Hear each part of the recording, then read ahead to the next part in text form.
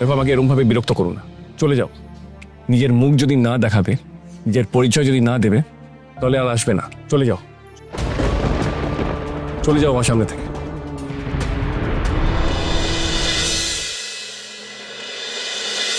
ও বড় বৌমা, ওরা তো এখন একটা ফোন করলো না, মনটা বড্ড অস্থির করছে। একটা ফোন করে দেখো না তুমি। মা, অনু ফোন করছে। হ্যালো, হ্যাঁ রে, ওখানের খবর কি? আচ্ছা আচ্ছা, দাঁড়াও, 1 মিনিট ধর, 1 মিনিট ধর। মা, কৃষ্ণর জ্ঞান ফিরে আসছে মা। ডাক্তারবাবু বলেছেন কাল সকালে আমাদের সবাইকে দেখা করতে দিতে পারে। ঠাকুর মুখ তুলে চেয়েছিলেন, ওর অসীম করুণা, অনেক দয়া ঠাকুর। হ্যাঁ রে, তাই নাকি? ও, সেই তো, এই সময় ও যাবেই বা কোথায়? ঠিক আছে, তুই ওকে নিয়েই চলে আয়। কৃষ্ণর কাছে কে থাকবে?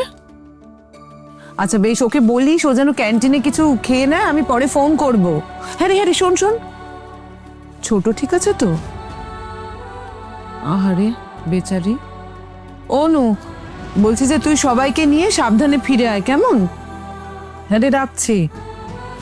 মা, ওরা ফিরে আসছে, বলরাম ওখানে থাকছে, যদি কোনো দরকার টরকার পড়ে।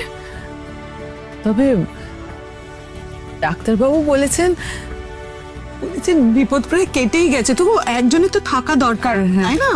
নিশ্চয়ই নিশ্চয়ই থাকুক, ও ভাইয়ের কাছে থাকুক, আমরা ফোন টোন করে খবর দিতে পারবো। হাসপাতালে তো সবসময় ফোন করা যায় না। বড় বৌমা, কৃষ্ণের কথা আর কি বললো? আপাতত তো বললো জ্ঞান ফিরেছে, এটুকুই বললো। আমরা তো কালকে গেলে বাকিতে জানতেই পারবো। ওমা, ওরা লাজুকে এখানে নিয়ে আসছে বললো, মানে এত রাতে তো ওর হস্টেলে ফেরা যাবে না, তাই। সে কেন ফিরবে হস্টেলে? যাক, এইটুকু ওদের বিবেক হয়েছে, তাই ভালো। আমার উপায় থাকলে আমি সারা জীবন লাজুকে আমার কাছেই রেখে দিতাম। সে যেমন এখান থেকে পড়াশুনো করছিল তেমনি করতো, কিন্তু সে উপায় তো নেই, তারও মানে লাগবে। আর এই বাড়ির মানুষজন তাকে কোনোদিন মেনে নেবে না, সেটাও আমি ভালো বুঝে গেছি। অনেক অসম্মান নিয়ে মেয়েটাই বাড়ির থেকে চলে গেছে, তার অসম্মান আমি ঠাকাই সেটা আমার ক্ষমতা নেই, তাই তাকে আটকাবার অধিকারও আমার নেই। তবে আজকের রাতটুকু যদি তাকে আমার কাছে পাই, আমার বুকটা জুড়োবে, এটুকু বলতে পারি। সে যে আমার বড় কাছের, কৃষ্ণের মতন আমি তাকে বড্ড ভালোবাসি।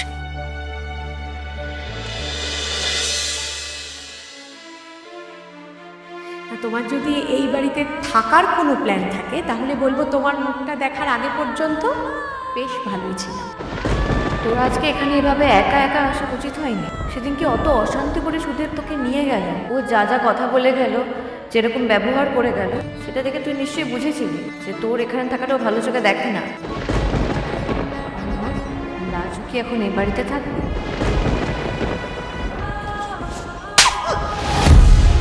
কে ওই লোকটা তোর বল? তুই কেউ রক্ষিতা না হলে? না, তুই আমাকে আজকে বুঝিয়ে দে, তুই আজকে আমাকে বুঝিয়ে দে যে তোর সাথে অনুভবের সম্পর্কটা কি।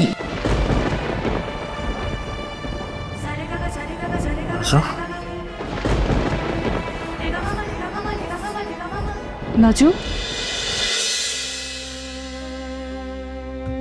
লাজু,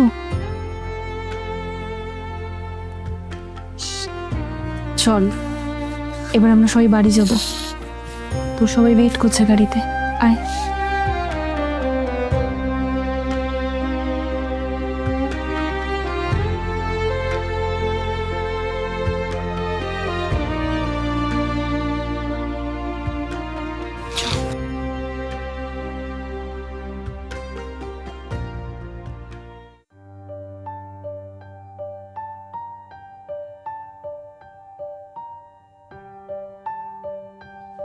কে তুমি? আমি কে তুমি বুঝতে পারছো না? না, কে তুমি? আমি কি তোমাকে চিনি? ভালো করে তাকিয়ে দেখো আমার দিকে, আমাকে তুমি চেনো কিনা।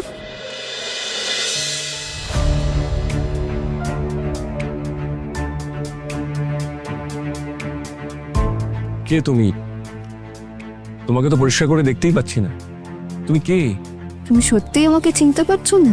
তোমাকে তো স্পষ্ট দেখাই যাচ্ছে না, চিনবো কি করে? তোমার চারপাশে কেমন একটা কুয়াশা। তুমি এরকম কুয়াশার মধ্যে কেন রয়েছো? দেখো, এরকম রহস্য করবে তো আমার কাছে তুমি কেন এসেছো? চলে যাও তুমি। দেখো, আমাকে এরকম ভাবে বিরক্ত করো না, চলে যাও। নিজের মুখ যদি না দেখাবে, নিজের পরিচয় যদি না দেবে, তাহলে আর আসবে না। চলে যাও, চলে যাও আমার সামনে থেকে।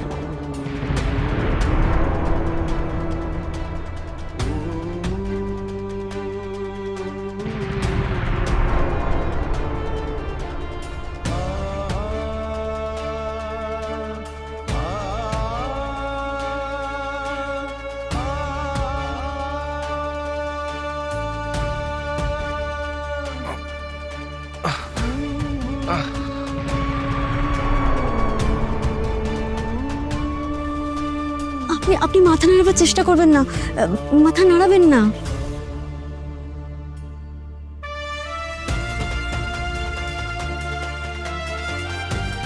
হ্যালো, হ্যাঁ স্যার, হ্যাঁ 103-এর জ্ঞান ফিরেছে স্যার। হ্যাঁ হ্যাঁ হ্যাঁ, ওকে স্যার, ওকে।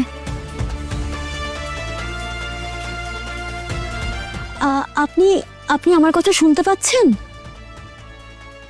আচ্ছা, আমি কোথায়? আপনি কোথায় বুঝতে পারছেন না? দেখুন দেখুন তাকে। কোথায় আছেন মনে হচ্ছে আপনার?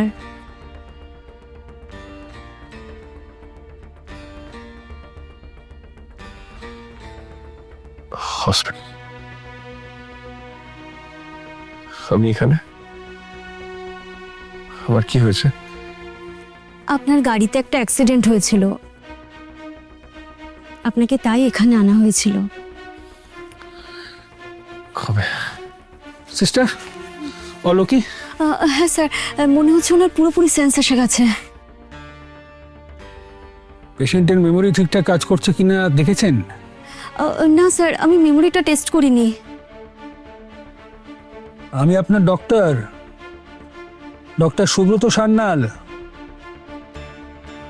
আপনার নিজের নামটা কি মনে পড়ছে? মনে পড়ছে?